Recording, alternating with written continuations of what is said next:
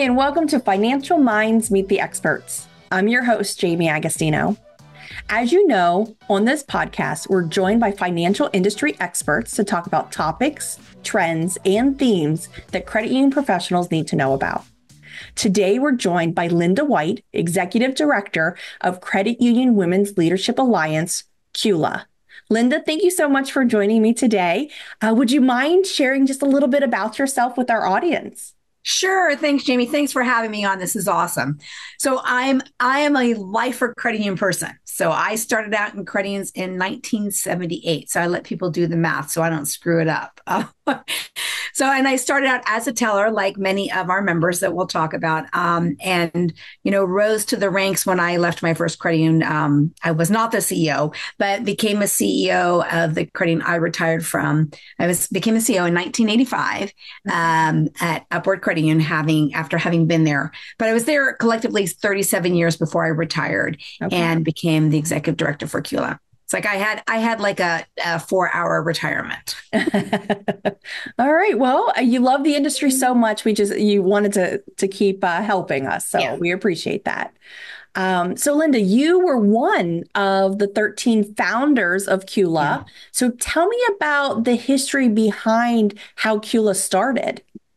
Well, it was Lily New Farmer, who was unfortunate not here today, but it was really her brainchild. And it's probably a good thing she's not here because she doesn't like talking about herself like that, because she's a very humble, amazing woman.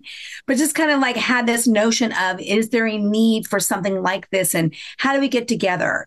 And then with the support of CUNA Mutual Group and CUNA, we were able to come together and identify 13 women nationally. So it was very strategic that we had people were asked that were through different parts of the country.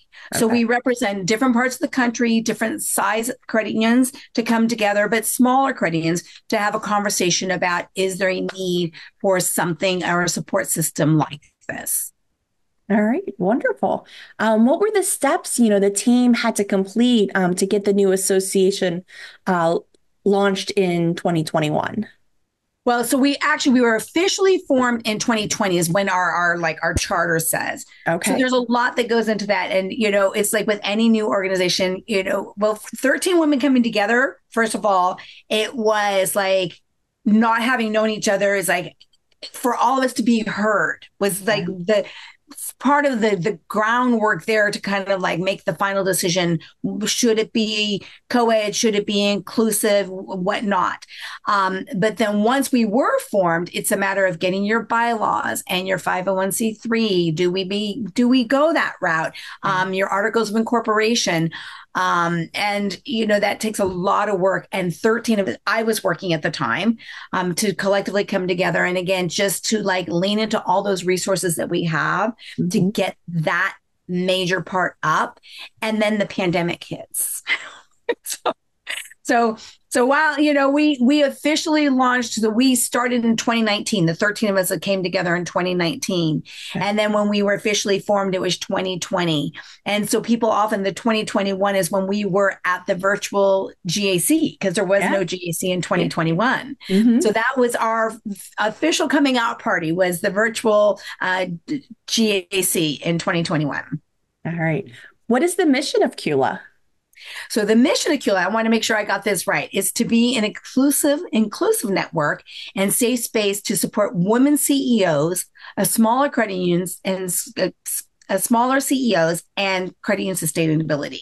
So it's really about that safe space, in my nutshell, safe space and sustainability of small credit unions that are primarily run by women. Okay. All right. How would someone, go about becoming a member of CUWLA? What are the membership requirements, and can anyone join? Well, our focus are female CEOs of credit unions under 500 million assets. Okay. And so it's really, we just really feel that, and that's a recent change. Okay. That we went from 300 to 500 with that focus there, and that, what does that livelihood look like? as far as being able to make sure, you know, the majority of our members, I'm going to say it's almost a 50-50 split. It could be 45-55 that are under 50 million in assets. And the conversation is going to be much different for the smaller credit unions. And again, that a lot of them grew up in their credit unions. Yeah. How are they going to have something in common with somebody from a $5 billion credit union? Now, the commonality there is women. You know, women, I was on a podcast with Lee Brady, and her credit union is 50 billion. My credit union was 100 million, but we still had some commonality there. But when it comes to the operational side, you know, we really find that like under, 500 million, that's almost 62% of the credit unions that are under 500 million are run by women. So really, that is who we're looking at, female CEOs of credit unions under 500 million. Okay. And as far as if they want to join, do they go to a website? Is there anything that they need to do? It's easy peasy. We've made it super easy. We have a new platform that we launched this year. If they go to CUWLA.com, there's a join now button, and that just takes them right into the application. And we have tiered structured, our dues are tiered structured. And, the highest level is $495, and something that the board approved this year is that the credit unions under 10 million are free. And that's, they're the ones that need us the most, and we don't want to be the barrier. All right. Well, how do I and, others support CUWLA? There's a lot of ways. We have so many ways to support us. Spreading the word in like this is something that's really helpful for our membership to grow. That's the first and biggest thing, because while we have 240 members, there's still over 2,000 eligible members nationwide that could benefit, whether they're super active or they only attend our conference. That's the biggest way to support us. And that's like just word of mouth. Another way is that we're a 501c3. We're always looking for donors and sponsors, and we're actually coming up with a prospectus on what does that look like on other programs that we're looking for support for and sponsorship. 501c3 to keep the lights on. All right. Well, you just mentioned a conference. So do you have any upcoming events or educational opportunities scheduled? Yeah. So our conference, and again, being inclusive, our conference is for our members. And even with that, we do have sponsor opportunities.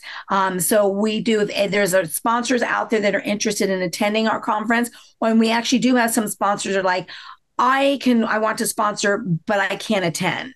So there's that opportunity as well. We like to have it to where it's about content driven for our members. And then again, leaning into that safe space. One of the things I tell people is at our conference, we're not going to talk about CECL.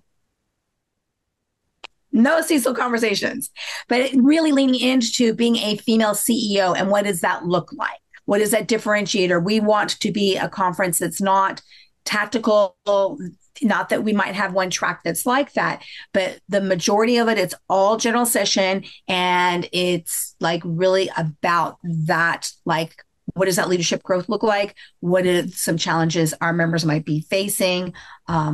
So it's kind of a fine-tuned, very niche conference for our members. Okay. And when is that typically held?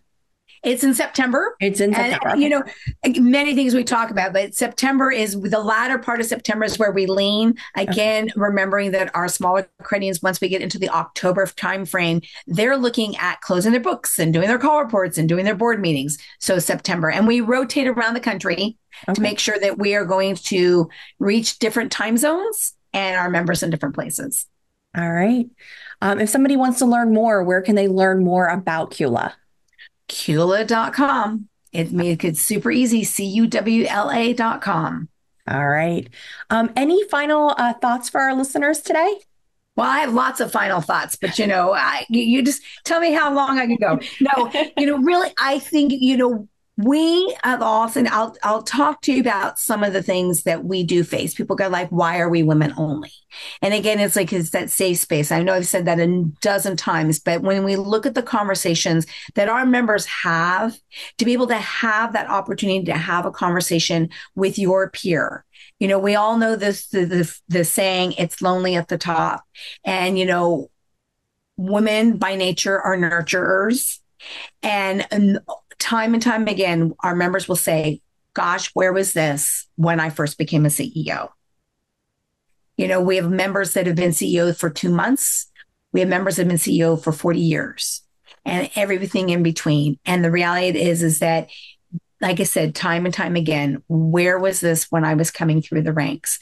To really is it like dealing with the regulator, or is it having to have that tough discussion about having to coach somebody out of the organization? So I think to me, remember that small credit unions are definitely needed in our industry. Without them, we really don't have an industry. We have a lot of it's that it's needed, and to support comes in all ways and all fashions. All right. Well, thank you so much for joining me. Thank you for everything that you're doing. I really appreciate it. So yes, check out that website. In addition, we also on Viso Financial's website, we also put some information out about CUWLA with links to their website as well. So either of those resources, please take advantage of those. So Linda, thank you so much. Thank you.